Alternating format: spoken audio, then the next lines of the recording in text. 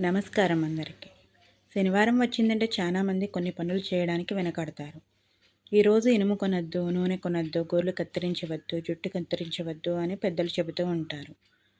కానీ ఇవన్నీ నిజంగానే శని భగవాను కోప్పడతారని చెప్పిన నియమాలా? లేక వీటి వెనుక పురాణాలు, సాంప్రదాయాలు, జీవిత అనుభవాలు ఉన్నాయా? ఈ వీడియోలో పురాణాల్లో చెప్పబడిన విషయాలు, ప్రజల్లో ఉన్న విశ్వాసాలు, వాటి వెనుక ఉన్న భావం గురించి తెలుసుకుందాం. శనివారం ఎందుకు ప్రత్యేకం? హిందూ సాంప్రదాయం ప్రకారం శనివారం శని భగవానునికి అంకితమైన రోజు. శని కర్మఫలదాతగా భావిస్తారు. అంటే మనం చేసిన మంచి చెడు పనులకు తగిన ఫలితాన్ని ఇస్తాడని విశ్వాసం ఉంది.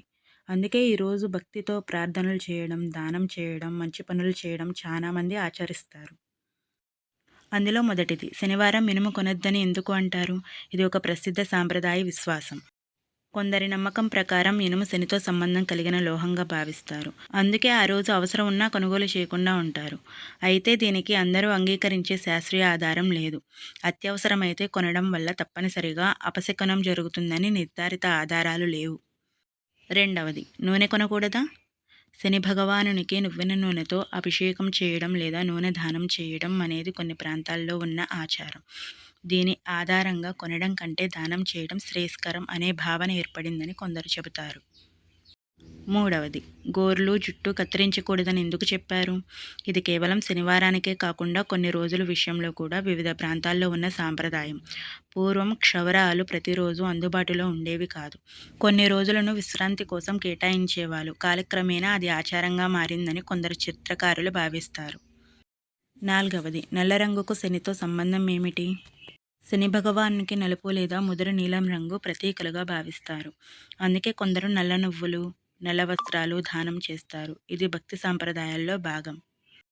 ఐదవది, శనివారం చేయవలసిన మంచి పనులు: పెద్దల్ని గౌరవించడం, పేదలకు అన్నదానం చేయడం, అవసరంలో ఉన్న వారికి సహాయం చేయడం, జంతువులకు ఆహారం పెట్టడం, భక్తితో ప్రార్థించడం, ఇలాంటి పనులు చేయడం మంచిదని అనేక సాంప్రదాయాలు చెబుతాయి. ఆరవది, శని భగవాను నిజంగా భయపడవలసిన దేవుడా? చాలామంది శని అంటే భయం అని అనుకుంటారు. కానీ పురాణ సాంప్రదాయాల్లో శనిని న్యాయానికి ప్రతీకగా వర్ణిస్తారు. చేసిన కర్మకు తగిన ఫలితాన్ని ఇస్తాడనే విశ్వాసమే ప్రధానంగా కనిపిస్తుంది. అందువల్ల మంచి పనులు చేసేవారికి శని అనుగ్రహం ఉంటుందని కూడా చాలామంది నమ్ముతారు. కాబట్టి శనివారం గురించి ఉన్న ప్రతి విషయం నిరూపిత నిజం అని చెప్పలేం.